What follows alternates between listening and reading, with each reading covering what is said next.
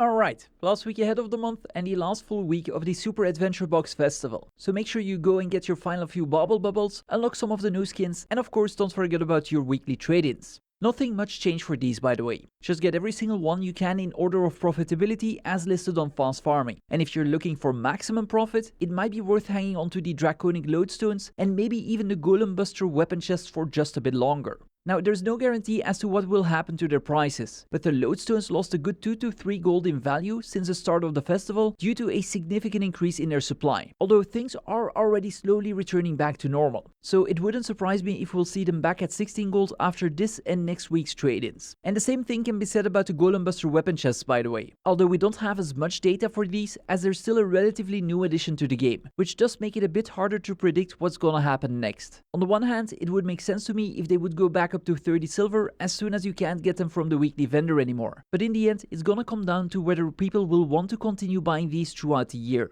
And the same thing actually seems to be happening to the Generation 1 weapon chests, which also saw a bit of a drop, although not as much as the other two. It's actually fairly interesting to see that while the supply remained relatively stable for these, the demand almost doubled without really impacting their price, which could very well mean that people are stocking up on some, hoping that they can offload them throughout the year for some extra profit. But then again, buying them for 12.7 gold would mean that you'd only break even if they revert back to their previous prices. So this doesn't seem like the best play to me personally. Now, if you are looking to unlock either of these set skins for yourself, this is of course a great time to list some buy orders, as logic dictates that their price will go up after the festival as soon as their supply starts to dry up. And speaking of skins to pick up, or maybe even invest in to sell later on, it is worth considering getting some of the Hardlight Weapons, as they almost all dropped by more than 50%, meaning that the cheaper skins will cost you about 10 gold less, and the expensive ones even over 60 gold less per weapon. Now, I do assume that these prices will stabilize sometime this week though, as people seem to be catching on and demand is skyrocketing.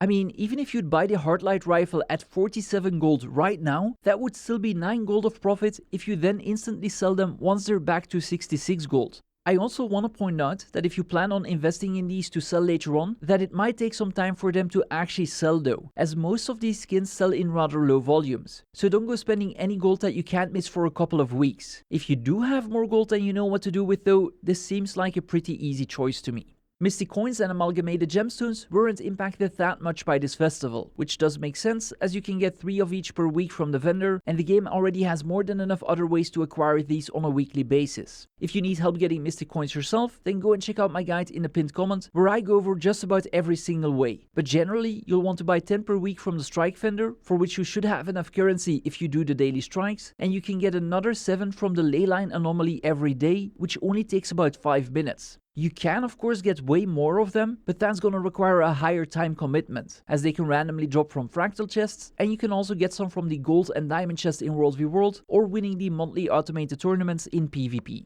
Now, just like last week, it's actually worth rolling for Amalgamated Gemstones in the Mystic Forge as long as you can buy enough crests or orbs at the right price. Just be aware that you'll want to be able to roll multiple times, as you do need the lucky drops if you intend on making a profit. Now, I know that these prices might change by the time you get to watch this video, but you can get access to this exact spreadsheet on my Discord server. So go and check it out over there, as well as quite a few other ones that should help you make some easy gold. But let's get back to SAB for a second, as you still don't want to be opening your super loot bags unless you're maybe hoping for one of the Retroforge skins, as the average value of their contents is about 40 silver and you could be selling them for 1 gold instead. The price of these bags actually tanked pretty hard last week, so it could be worth hanging on to them until after the festival is over, or maybe even picking up a couple of extra ones and then relist them in a couple of weeks' times once their price recovers. Just be warned though, they've actually never been worth more than the last year, which I assume is because of the addition of the Retroforge skins, so no guarantee that they're gonna go back to those peak prices. But then again, there's a demand for over 500,000 of these, while only 25k of them are being sold at this very moment. So a case could definitely be made for some long-term speculation.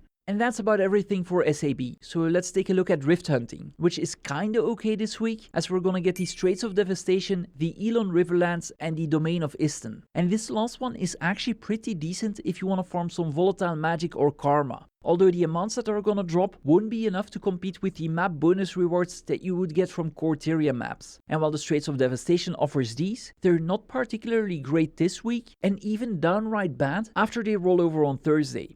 Now, do mark May 8 to 11 in your calendar though, as that's when we're gonna get another shiny bauble week in the Tangle Depths while rifts will be active there, which should be good for a solid 45 to maybe even 50 gold per hour. And speaking of map bonus rewards, if you've been visiting the Pack Supply Network agents daily, you might want to consider trading in your mapping materials after Thursday, as Malkor Sleep will offer some of the best rewards in this 8-week cycle. Although if you want the absolute maximum, then you should wait another 4 weeks until you can trade them in Firehard Rise. Now, while you're rift hunting, you'll want to stack just about every single XP booster you can, as spirit shards are usually a very large part of the total gold per hour. And I did notice something rather interesting going on with the Lucky Draketails, as their price has been going up slowly but surely over these past 3 months. And since about 2 to 30 stacks of these get sold and bought on a daily basis, they could be a very low effort to make some consistent gold, as you get about 1 gold of profit per stack, which could mean anywhere from 30 to 90 gold extra per month by flipping them for only a few seconds of work per day.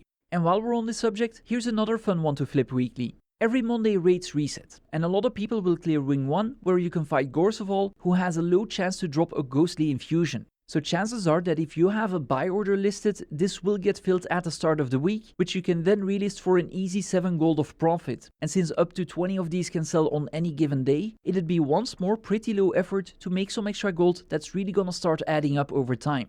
And you know what? Let's do one more. Swim-Speed Infusions have been on the rise lately, so if you haven't yet, go and buy those 10 weekly keys in Lion's Arch and do a tour of the Sunken Treasure chests, as this is already one of the highest gold per hour activities you can do solo. But if you want to add some extra trading to your routine, these do offer an opportunity, albeit one that will require a bit more monitoring as they are somewhat volatile. But as it stands right now, you can make just under 2 silver of profit from flipping them, and with hundreds or sometimes even thousands being sold per day, it's definitely worth flipping them as long as the current margins hold. Now, I do have a complete guide on how to identify these opportunities yourself, as well as a couple of other trading post strategies that you might want to consider. I'll link the guide in the pinned comment, and I am actually working on a spreadsheet so that you won't need to rely on my videos, which always come with the risk of moving the prices too much. So again, join the Discord, and I might try to push out a preview to my Twitch subs and YouTube and Ko-Fi members in the next few weeks. And that brings me to our usual final segment, where we take a look at free or nearly free Black Lion weapon skins.